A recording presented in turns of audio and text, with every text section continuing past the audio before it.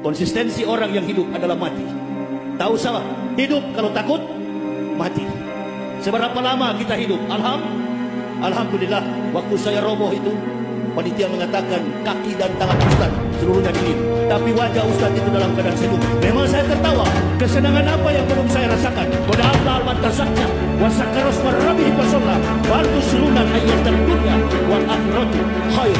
Ada perbedaan tujuan kafir hidup dan tujuan mukmin hidup. Ada perbedaan. Itu yang saya selalu sampaikan kepada jemaah. Manusia tidak tahu apa yang besok dia mau nak buat. Dia manusia punya perencanaan yang besar. Kata dia, besok aku nak pergi ke sini. Tapi qadarullah, Allah kata dia mati-mati dia.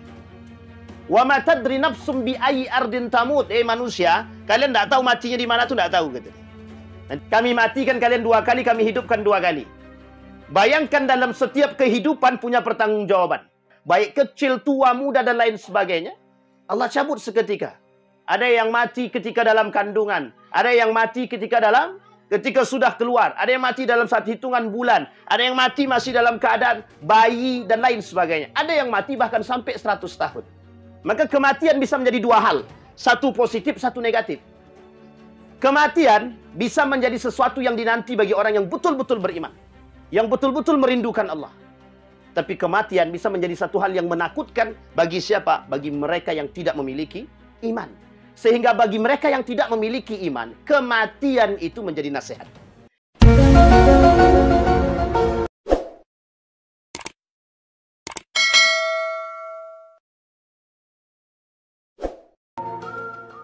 Allahumma salli wa sallim wa barik ala hadha an-nabiyyil karim. Allahumma salli ala Muhammad wa ala ali Muhammad fil alamin innaka Hamidum Majid. Ya ayuhan nasu attaqu rabbakum alladhi khalaqakum min nafsin wahidah wa khalaqa minha zawjaha wa batha minhuma rijalan katsiran wa nisaa wattaqullaha alladhi tasaaluna bihi wal arham innallaha kana 'alaikum raqiba.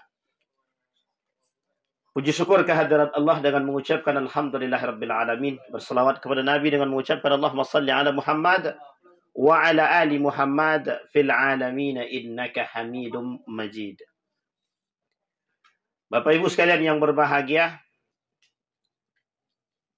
ayat yang sangat populer yang kita dengar bersama, kullu nafsin dha'iqatul maut. Mati adalah hal yang pasti. Dalam persoalan kematian ini, seorang penyanyi unggul yang juga cukup dikenal namanya, dalam lagunya dia kata, tak bisa kita nak lari kemanapun daripada kematian. Menunjukkan betapa hebatnya kematian itu, yang siapapun yang memiliki kehebatan untuk menghilang apapun kekuatannya, dia tetap akan mati. Yang tak pernah bisa. Seorang profesor dari Amerika mencoba ingin menciptakan satu ilmu, satu aplikasi yang bisa membuat manusia abadi. Sampai hari ini belum ada keberhasilan untuk menandingi kekuasaan Allah Subhanahu wa ta'ala. Bayangkan ketika Allah berkata, la yastakhiruna sa'ah wa la yastaqdimun. Tidak bisa dimajukan dan tak bisa dimundurkan. Karena ukurannya detik. Tak ukurannya menit, tapi detik. Apalagi kalau kita berfikir tentang jam, hari. Tapi keterlenaan manusia, innan nasa ghafiluna 'anil mauti. Manusia itu dilalaikan daripada kematian. Yang membuat manusia lalai dari kematian itu satu saja. Ni'matul hayatid dunia. Kenikmatan kehidupan dunia. Sehingga bagi mereka hari ini, ada orang-orang yang berfikir, ntar aja berfikir, mati itu. Iya kalau Allah matikan.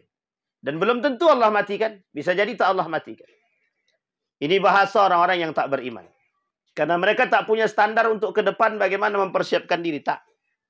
Dia bagi dia biasa saja. Dulu orang dengan kematian ni takut. Karena dia tak tahu apa yang nak dia bawa. Tapi sekarang tak, orang tantang.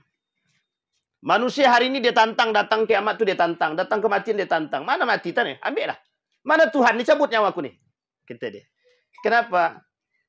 Mereka banyak yang tertipu. Ya ghurru. Mereka tertipu. Au yugharru bihid dunia. Mereka tertipu dengan nikmatnya dunia. Kata Allah, kematian tu tak bisa dimajukan, tak bisa dimundurkan. Dalam surat Luqman itu adalah kata, Innallaha 'indahu 'ilmus sa'ah wa yunazzilul ghaitha wa ya'lamu ma fil arham. Masalah yang gaib itu urusan Allah.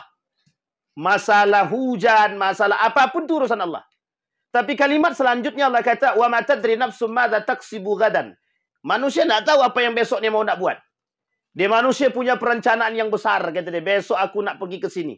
Tapi qadarullah, Allah kata dia mati dia. Wa ma tadri nafsum bi ayyi ardin tamut. Manusia, kalian tak tahu matinya di mana tu, tak tahu, kata dia. Nanti kita lihat. Ada 7 nasihat setidaknya untuk kita dalam kematian itu. Maka kita tak tahu. Bahkan di dalam Al-Quran, Allah bilang begini. Kata Allah dalam Al-Quran, Amatana thnataini wa ahyaitana thnataini. Kami matikan kalian 2 kali, kami hidupkan 2 kali. Bukan kami hidupkan 2 kali, kami matikan 2 kali. Bukan. Kami matikan 2 kali, kami hidupkan 2 kali. Amatana thnataini wa ahyaitana thnataini. Bayangkan dalam setiap kehidupan punya pertanggungjawaban. Dimatikan pertama, kemudian dihidupkan. Dapat pertanggungjawaban. Ketika manusia di dalam rahim, belum ada satu pun yang bisa dia perbuat. Lahir ke muka bumi, kemudian dikeluarkan, dihidupkan oleh Allah, ditiupkan. Dalam diri dia ditiupkan roh.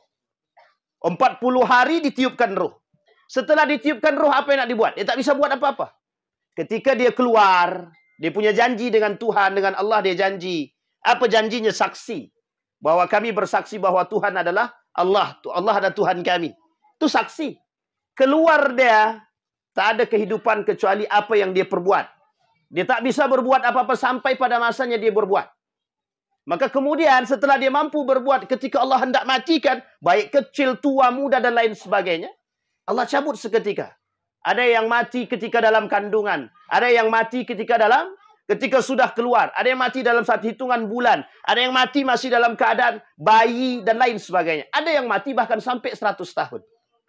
Pertanyaannya adalah, siapa yang tahu rahasia kematian? Tidak ada.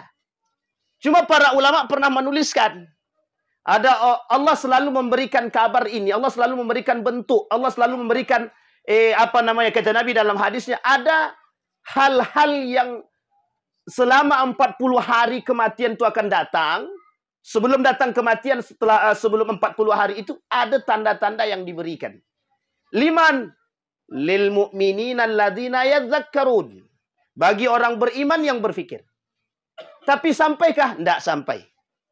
Tahukah? Tidak tahu. Kalau ada yang tahu kematian dia, maka tingkat keimanan tinggi. Dan dia tidak mungkin menolak kematian. Itu tidak mungkin. Pernah satu cerita, tapi kita anggap cerita ini sebagai motivasi saja. Ali bin Abi Thalib bukan tidak tahu bahwa dia besok akan dimatikan oleh Allah. Tapi dia tak pernah minta untuk menolak kematian tersebut. Karena dia tahu keyakinan dia kepada Allah. Ini bukti keimanan. Bahkan para ulama mengatakan sahabat-sahabat itu berdoa, ya Allah, dalam keadaan sekarang matikan kami. Agar kami bisa bertemu dengan engkau. Yauma liqa'a rabbi. Ini harapannya orang beriman. Maka kematian bisa menjadi 2 hal. Satu positif, satu negatif. Kematian bisa menjadi sesuatu yang dinanti bagi orang yang betul-betul beriman. Yang betul-betul merindukan Allah.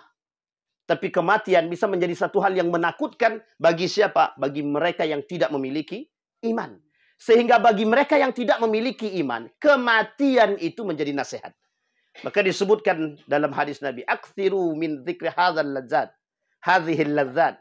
Ingatlah banyak-banyak tentang kenikmatan ini. Disebutkan oleh para ulama, apa yang disebut dengan kenikmatan tersebut? Yakni al-maut, kematian.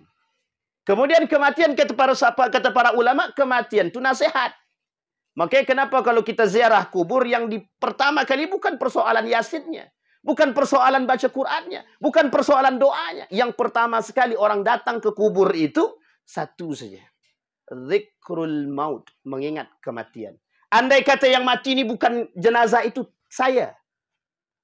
Ista'addu am lam yasta'id. Mereka bersiap atau tak siap? Sudahkah kita siap dengan melihat liang lahat itu? Yang besarnya tak seberapa. Bayangkan ketika dimasukkan dalam tersebut, ketika Allah berkehendak ternyata dia belum mati, betapa tersiksanya dia. Na'udzubillah, thumma na'udzubillah. Ini kematian. Maka kematian ini kata para ulama harus diperbanyak untuk mengingat agar manusia jauh daripada kemaksiatan.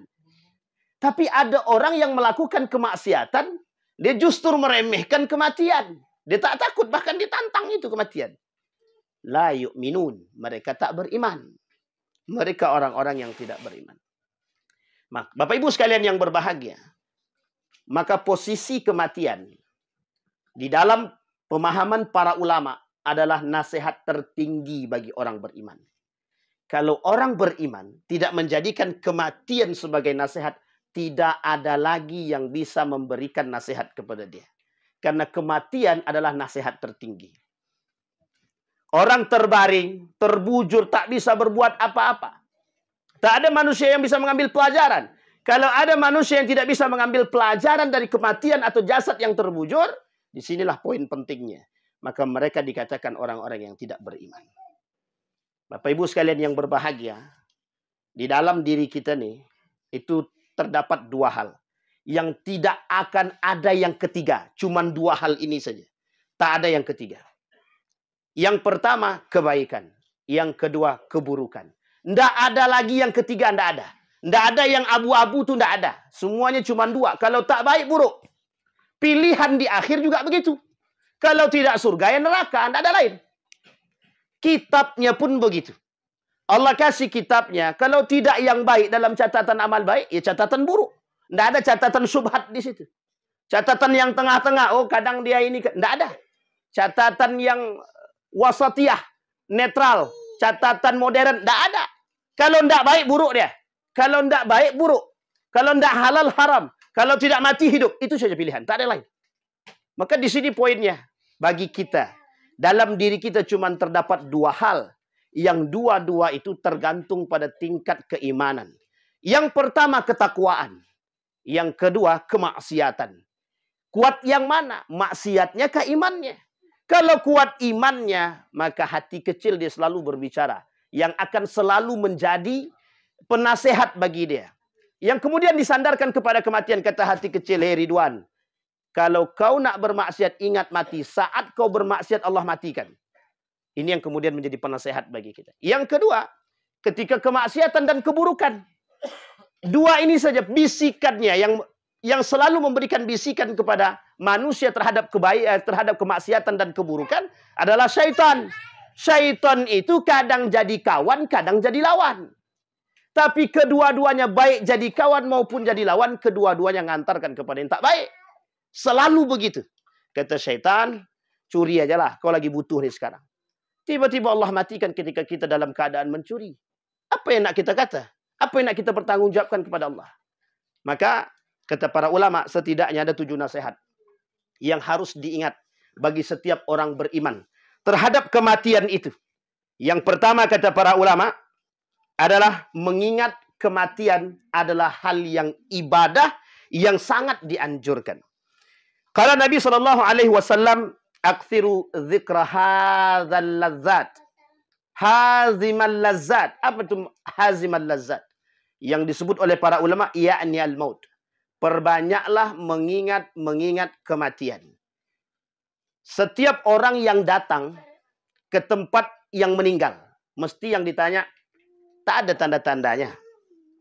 Adakah yang ditinggalkan dia? Sebelum dia mati, apa yang dia lakukan?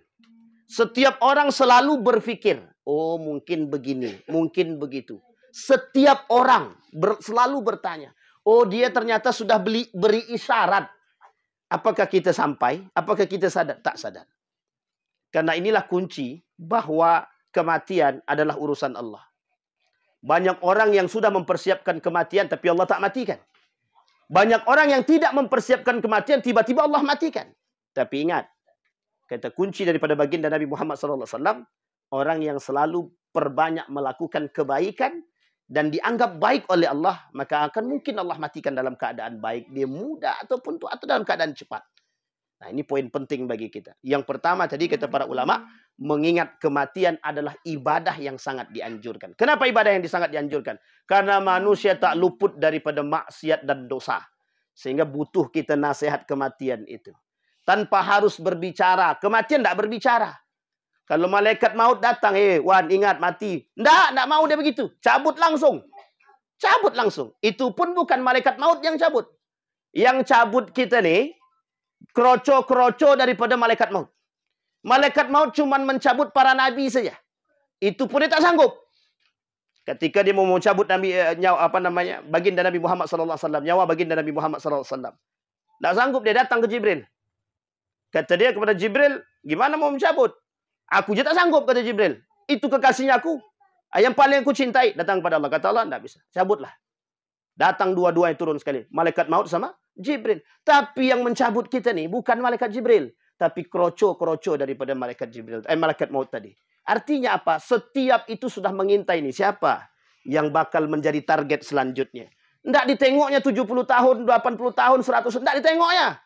Oh, ini sudah ajalnya nih. Rezekinya dah habis dah. Cabut. Standarnya apa? Rezeki dah habis. Rezeki dia di muka bumi dah habis. Cuman kita tidak tahu rezeki kita sebanyak apa di Lauhil Mahfuz itu. Di sinilah manusia hanya mampu melakukan kebaikan dalam tuntutan. Kenapa? Ketidakmampuan kita menembus, ketidakmampuan akal menembus Lauhil Mahfuz. Kalau ada yang bisa tembus Lauhil Mahfuz, berarti tahu dia itu matinya kapan. Karena tak sanggup akal ni menempuh. Inilah kemudian kita diperintahkan, perbanyaklah melakukan amal saleh. Yang pertama. Kemudian yang kedua, maut kapan saja bisa menghampiri. Tadi kita katakan, walikulli ummatin ajal. Fa idza jaa ajaluha la yasta'khiruna sa'a wa la yastaqdimun. Kemudian Allah bilang dalam surat Luqman itu, kata Allah, wa ma tadri nafsum bi ayyi ardin tamut. Setiap jiwa di antara manusia, tidak ada yang tahu di mana dia mati dan kapan dia mati. Ustaz, ada yang mati dalam keadaan celakaan, husnul khatimah atau su'ul khatimah. Kita tak bisa katakan dia su'ul khatimah. Kita tak bisa katakan dia husnul khatimah. Kenapa demikian? Satu, ketika Imam Nawawi tahu akan Ibnu Abbas. Ada yang mengatakan Imam Nawawi, ada yang mengatakan Imam Syafi'i. Abu Nawas. Abu Nawas ini terkenal. Sangat terkenal kontroversinya. Dianggap oleh sebagian kalangan kalau mati-mati dalam keadaan su'ul khatimah. Tapi apa kata Imam Nawawi? Saya mengambil Imam Nawawi. Apa kata Imam Nawawi ketika diambil? Ternyata Imam Nawawi tak mau mensolatkan Abu Nawas. Ketika tak mau mensolatkan Abu Nawas, tak sengaja Imam Nawawi lihat di dalam sakunya ada tulisan tangan Abu Nawas. Apa kata Abu Nawas? Ya Allah, kalau bukan kepadamu, kemana kami meminta? Kalau engkau tutup pintu maafmu, siapa yang bisa memberikan maaf kepada diriku? Sebelum dia mati. Dia dah tuliskan itu. Kemudian kata Imam Nawawi, menangis Imam Nawawi. Kemudian Imam Nawawi kata, saya yang akan mensolatkan. Kita tidak tahu apakah husnul khatimah atau su'ul khatimah. Setidaknya Allah kasih. Apa kasih? Melalui Al-Quran dan hadis baginda Nabi Muhammad SAW. Di mana kita bisa lihat? Dari perbuatan manusia dan akhlaknya bersama manusia yang lain. Apa itu tolak ukurnya? Hablum minallahi dan hablum minannas. Oh, rajin ibadahnya Pak Ustaz. Tapi tengok dengan hablum minannasnya baik tak? Oh, begitu baik dengan manusia. Tengok hablum minallahnya baik tak? Tak bisa kita jadikan standar. Tak bisa. Ada seorang pemaksiat. Ahli maksiat pokoknya. Tapi ada seorang ulama yang bermimpi bertemu Nabi. Dia kata itu orang ahli surga. Kita tidak tahu rahasia di balik orang itu, kita tidak tahu. Maka di sini kita dituntut untuk, karena kita tak mampu menembus sesuatu yang tidak kita terima dengan akal kita. Maka di sini kita kuncinya adalah iman. Kuncinya adalah berhusnuzan, berfikir baik dan positif. Termasuk kepada Allah dan Rasulnya. Maka kata para ulama, yang harus dilakukan oleh seorang beriman yang kedua adalah mengetahui bahwa mati tidak bisa ditunda, tidak bisa dan tidak diketahui kapan datangnya. Maka karena kita tak tahu kapan datangnya, maka disitulah kita harus bersiap dengan apapun itu dengan keadaannya. Maka jangan sisakan waktu, jangan sia-siakan hari, jangan sia-siakan detik untuk kita tidak melakukan kebaikan. Setidaknya kita dimatikan dalam keadaan mengucapkan kalimat thayyibah. Maka kata para ulama, Orang yang banyak melakukan perbuatan apa? Kalau banyak berzikir dia, maka insya Allah dimatikan dalam keadaan berzikir.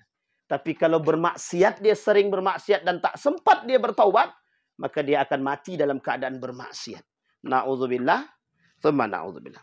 Kemudian yang ketiga, maut tidak akan mengetahui kapan datangnya, sudah kita sampaikan. Yang keempat, siapa yang mati mulai saat itu adalah kiamat bagi diri dia. Kenapa kok kiamat? Kata Nabi dalam riwayat yang lain, dalam hadisnya, kata Nabi, ketika kiamat datang atau akhir zaman mendekat kiamat datang, mulai pada 10 tanda kiamat besar, mulai nampak di hadapan manusia, mulai terjadi akhir-akhir kiamat itu, awal-awal kiamat, maka di situ tidak ada lagi iman yang bermanfaat. La yanfa'u imanahum, kata Nabi. Tidak ada sedikit pun keimanan mereka bermanfaat. Mereka datang ke masjid, tak ada manfaat. Kenapa tak ada manfaat lagi? Karena kiamat sudah mulai dekat. Kiamat sudah datang kepada mereka. Nah, salah satu kiamat yang nampak di hadapan kita adalah kematian. Maka kematian adalah kiamat bagi mayat itu sendiri. Kenapa? Dia tak bisa lagi melakukan ibadah apapun. Apapun yang dia berbuat, tidak Allah terima. Kenapa? Karena tak bisa berbuat apa-apa. Tak ada yang bisa dibuat. Dia cuma tinggal jenazah. Maka dalam diri kita ini tergandung cuma 2 hal. Satu jasad, satu ruh. Kalau jasad dan ruh ini digabung jadi jiwa, nafsun. Ya ayyatuhan nafsul mutmainnah irji' ila rabbiki radiyatan mardiyah. Kenapa kalimatnya nafsun? Kalimat nafsun itu gabungan daripada kalimat, gabungan antara ruh dan jasad. Maka ketika ruh ditarik, orang kata jasad. Ketika jasadnya ditarik, orang kata ruh. Tinggal ruh. Ruhnya kemana? Kita tidak tahu. Maka ketika itu manusia harus paham. Ruh dan jasad. Jasad dari bumi itu dari tanah itu saripati. Mungkin ada kotoran. Sangat ada kemungkinan campur dengan kotoran. Ruh datang dari Allah. Yas'alunaka 'anir ruh qul ruh min amri rabbi. Datang dari Allah dalam bentuk kesucian. Bergabunglah antara yang suci dan yang tak suci. Ini yang kemudian terjadi dalam diri kita. Maka ada kebaikan, ada keburukan. Pandai-pandailah akal manusia yang didorong atau ditopang oleh iman sehingga bisa menempuh jalan yang lebih baik. Itu yang keempat. Kemudian yang kelima, dengan mengingat mati melapangkan dada, menambah ketinggian frekuensi ibadah. Kata Nabi dalam hadis yang lain, kata Nabi, wala dzikruhu fi sa'atin illa dayyaqahu. Kalau ada manusia orang beriman, mengaku beriman kepada Allah, ketika dia mengingat kematian, mesti lapang dia dada dia nih. Apa yang disebut dengan lapang di sini? Bukan takut dengan kematian, bukan. Ya Allah, hatiku ni merasa bahwa diri ni tak punya ibadah. Maka dia akan memperbanyak ibadah. Ketika dia memperbanyak ibadah, setan-setan itu tak sanggup untuk mendekati. Tapi ketika dia mulai lalai dengan itu, maka setan mulai berdatangan sedikit demi sedikit. Nah, ini yang menjadi poin penting. Yang kedua kata Nabi, jika seandainya mereka lupa dalam kondisi yang lapang, maka dayyaqahullah. Allah akan sempitkan itu. Apa maksudnya? Maksudnya adalah ketika manusia dalam melaksanakan ibadah, nikmat dengan ibadah, Allah akan perbanyak waktu dia untuk melakukan ibadah. Tapi ketika satu perbuatan kemaksiatan dalam kelapangan ibadah yang Allah berikan, dia lakukan kemaksiatan, maka di situ akan semakin banyak kemaksiatan-kemaksiatan lain yang akan masuk satu persatu, sedikit demi sedikit. Sehingga Allah sempitkan bagi dia satu kewajiban bagi dia. Ibarat kata, ada gelas kosong. Ketika gelas kosong ini kita isi dengan batu yang besar. Kita isi dengan pasir yang kecil. Maka batu yang besar tak bisa kita isi. Tapi kalau gelas gelas ini kita isi dengan batu terlebih dahulu yang besar, maka kita bisa masukkan kerikil pasir-pasir yang kecil. Artinya apa? Ketika hati manusia dipenuhi dengan kewajiban, maka yang lain itu bisa mengikuti. Tapi kalau yang tidak bermanfaat diisi terlebih dahulu, yang tidak mendekatkan diri kepada Allah, kemaksiatan, maka yang wajib-wajib ini tak bisa masuk lagi. Inilah yang disebut dengan dayyaqahullahu fi qalbihi. Allah sempitkan hati dia. Yang kelima. Kemudian yang keenam, dengan mengingat mati seseorang akan menjadi mukmin yang cerdas berakal. Kata Nabi, orang yang selalu mengingat kematian mesti akalnya cerdas. Kenapa demikian? Karena akal dia akan selalu mencari ibadah apa lagi yang harus aku lakukan. Sehingga bisa menutupi kemaksiatan-kemaksiatan yang aku perbuat. Kemudian yang terakhir, yang ketujuh. Hari ini adalah Banyak beramal tidak hitung-hitungan. Esok kita tidak tahu lagi. Maksudnya apa? Kata Nabi, ketika engkau sadar dengan kebaikan hari ini, buatlah apa yang bisa engkau buat hari ini. Jangan pernah berpikir esok. Karena esok kita tidak tahu. Wa ma tadri nafsum madza taksibu gadan, kita tidak tahu apa yang kita buat. Maka jangan pernah melakukan menunda perbuatan. Kalau bisa dipercepat, percepatlah. Aku nak baca Quran sekarang. Bacalah Quran langsung. Tak usah tunggu-tunggu nanti. Ya kalau nanti kemudian Allah kasih waktu. Kalau nanti langsung Allah matikan, kita tak jadi baca Quran. Nah, inilah poin penting kenapa Allah kata bahwa kedatangan kematian sangat dekat dengan manusia itu. Tak ada kedekatan yang paling dekat dengan manusia adalah kematian.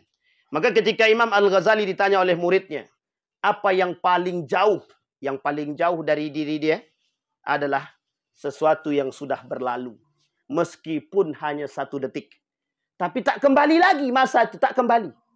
Kemudian apa yang paling jauh? Apa yang paling dekat? Yang paling dekat kata Imam Al-Ghazali, kematian. Kenapa begitu? Tak ada manusia yang tahu. Bisa jadi detik ini, bisa jadi besok, bisa jadi nanti malam, bisa jadi sedang baca Quran, bisa jadi sedang baca Yasin, dan lain sebagainya. Maka Bapak Ibu sekalian yang berbahagia, mengapa ketika ada kematian itu, kita disuruh bertakziah? Nabi kata dalam hadis dia, orang yang datang dalam takziah itu sesuatu yang sangat-sangat baik. Satu sisi, kewajiban orang beriman. Apa kata Nabi? Hakul muslim alal muslim. Sittun. Haknya seorang muslim terhadap muslim lain ada 6. Satu di antaranya ketika kita bertakziah atau mengantarkan mayit. Tujuannya apa? Mengapa kita datang, kita melihat kematian? Biar kita berpikir, setiap orang punya amal ibadah masing-masing. Pada kematian sebelumnya kita lihat, oh, kok tidak banyak yang datang mengunjungi. 1. Mungkin akal kita akan berpikir lain. Besoknya kita datang kematian pada jenazah yang lain. Wih, kok ramai kali. Berpikir lagi kita. Oh, ini mungkinkah dia orang soleh? Mungkinkah dia orang terkenal? Mungkinkah ini dan itu dan lain sebagainya. Kemudian ada kematian yang lain. Kita tanya, oi, orangnya tidak, tapi kok baunya harum sekali. Kadang-kadang ada orang mencium bau harum yang tak tahu dari mana asal. Kemudian berpikir dia, begitu harumnya jenazah nih. Padahal belum tentu. Bisa jadi dari parfum saudara. Tapi bisa jadi dari itu. Itu ketentuan Allah. Yang kita tidak tahu. Bisa jadi ada orang-orang yang mohon maaf. Tak sanggup kita untuk memegang jenazah dia. Kenapa tak sanggup? Saking ramainya manusia yang datang. Apakah dia orang besar? Apakah dia orang kecil? Kita tidak tahu. Tapi yang tahu adalah Allah. Kapan Allah ingin menggerakkan hati manusia tergantung pada tingkat keimanannya. Ini poin penting yang untuk kita sampaikan. Seorang pemuda yang sudah menikah.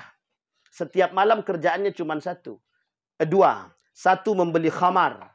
Yang kedua dia bebaskan wanita. Membeli seorang wanita agar wanita tersebut bebas daripada pelacuran. Apa yang terjadi? Istrinya kata, kelak tidak akan ada yang mau mensolatkan dirimu. Apa kata dia? Yang akan mensolatkan diriku adalah para ulama-ulama besar yang ada di sini. Pada masa Khalid Ar-Rasyid. Apa yang terjadi? Singkat cerita, meninggal pemuda tersebut.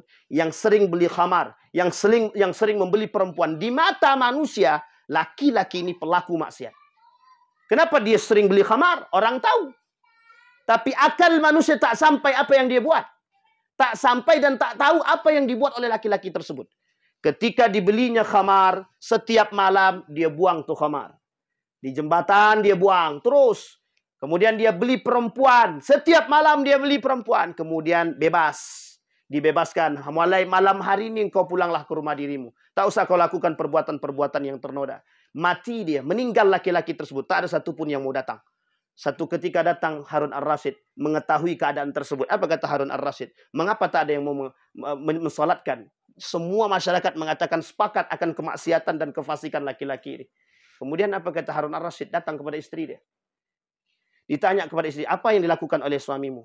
Sampai orang tak ada mau mensolatkan jenazah tersebut. La wallahi kata istri. Wallahi kata istrinya. Setiap malam aku melihat suamiku membeli minuman khamar dan perempuan-perempuan yang tidak baik. Tapi bukan untuk dia pakai dan bukan untuk dia cicipi. Tapi dia buang. Kemudian perempuan dia bebaskan. Setiap malam. Sampai aku berkata kepada suamiku, kelak tidak akan ada yang mau mensolatkan dirimu. Apa kata dia? Kelak akan banyak para ulama yang mensolatkan diriku. Seketika itu Harun ar-Rasyid panggil semua pemuka tokoh-tokoh agama dan para ulama ketika itu untuk mensolatkan satu jenazah tersebut. Kita tidak tahu di balik cerita, kita tidak tahu. Imam Al-Ghazali memberikan rahasia kepada kita. Selalulah berfikir baik kepada Allah dan Rasulnya. Dan berfikir baiklah kepada manusia. Karena kematian bukan urusan manusia. Tapi itu adalah urusan Allah. Ketidakmampuan kita mengetahui sesuatu yang tersirat di balik hati setiap manusia. Ini yang menjadi persoalan bagi kita. Andai kata. Ini kalimat pengunci sebelum kita tutup. Andai kata, kata Nabi. Kata para ulama. Satu hati manusia yang kita suuzonin ternyata tak sesuai dengan apa yang kita bayangkan. Ternyata lisan kita telah menyebarkan. Maka terjadi satu kezaliman. Yang kelak kezaliman itu tidak akan pernah bisa terselesaikan sebelum engkau datang meminta maaf kepada orang tersebut. Yang kedua, maka kelak di hari kiamat, orang yang melakukan kezaliman terhadap manusia dalam bentuk apapun, maka Allah akan ambil kebaikan pada diri dia, akan diberikan kepada orang yang dizalimi. Kalau habis kebaikan dia, maka keburukan orang yang dizalimi akan diberikan kepada orang yang menzalimi. Na'udzubillahi, thumma na'udzubillah. Qaswatul qalbi. Maka hindarilah penyakit-penyakit, kata Ibnul Qayyim Al-Jauziyah, yang condong mengantarkan hati kita kepada sesuatu yang membuat hati kita keras, yang membuat kita terjebak dalam dosa-dosa baik yang kita tahu maupun yang tidak kita tahu. Tidak kita ketahui. Apatah lagi sekarang ini kita berada di zaman yang serba fitnah, serba abu-abu, serba kerjaannya menggibah, lisan tak ada lagi remnya, nafsu tak ada remnya. Semua umat manusia berkehendak melakukan sesuatu apa yang ingin mereka lakukan. Maka disinilah kunci iman, perbanyak mengingat kematian. Agar kita terbebas dari lisan yang berucap dengan perkataan yang salah dan dorongan nafsu yang selalu mengantarkan kita kepada kedurhakaan kepada Allah. Mudah-mudahan nasihat yang 7 ini bisa kita pegang. Semoga bisa menjadikan kita orang-orang yang kokoh dengan keimanan. InsyaAllah kita husnul khatimah dan istiqamah dalam kebaikan dan ketaatan. Fa'tabiru ya ulil absar la'allakum tuflihun. Kita doa. A'udzu billahi minasyaitonir rajim. Bismillahirrahmanirrahim. Alhamdulillahi rabbil alamin. Hamdas syakirin hamdan naimin. Hamdan yuwafi ni'amahu wa yukafi'u mazidah. Ya Rabbana lakal hamdu kama yanbaghi li jalali wajhikal karim wa 'azimi sultanik. Allahumma salli ala Muhammad wa ala ali Muhammad. Allahumma faqihna fid din wa 'allimna ta'wil. Allahumma ighfir lana dhunubana wa dhunuba walidina warhamhuma kama rabbayana shighara. Allahumma ighfir lahu warhamhu wa'afihi wa'fu anhu wa akrim nuzulahu wa wasi' madkhalahu waj'al al-jannata mathwahu. Allahumma la tahrimna ajrahu wa la taftinna ba'dahu waghfir lana wa lahu. Allahumma la tu'adzibhu fa innaka ghaniyyun 'anil 'adzab. Fa in kana musii'an faghfir lahu, fa in kana muhsinan fazid ihsana. Allahumma ighfir lahum warhamhum wa'afihim wa'fu anhum wa akrim nuzulahum wa wasi' madkhalahum waj'al jannata mathwahum. Allahumma anfa'na bima 'allamtana warzuqna 'uluman tanfa'una fid din wad dunya wal akhirah. Allahumma akhtimna bi husnil khatimah wa la takhtimna illa bi husnil khatimah. Allahumma ij'alil Qur'anal 'azima rabi'a qulubina wa nura sudurina wa jilaa'a ahdanina wa dhihaba humumina wa ghumumina. Allahumma ansur man nasara ad-din wa akhdhul man khadhala al-muslimin. Allahumma arinal haqqa haqqa warzuqna ittiba'ah wa arinal batila batila warzuqna ijtinabah. Allahumma inna nas'aluka khaira hadzal makan wa khaira ma fihi wa khaira ahli wa na'udzu bika min syarri hadzal makan wa syarri ma fihi wa syarri ahli. Rabbana atina fid dunya hasanah wa fil akhirati hasanah wa qina azaban nar. Walhamdulillahi rabbil alamin. Assalamualaikum warahmatullahi wabarakatuh. Terima kasih kepada Al-Ustaz Haji Muhammad Ridwan MEI.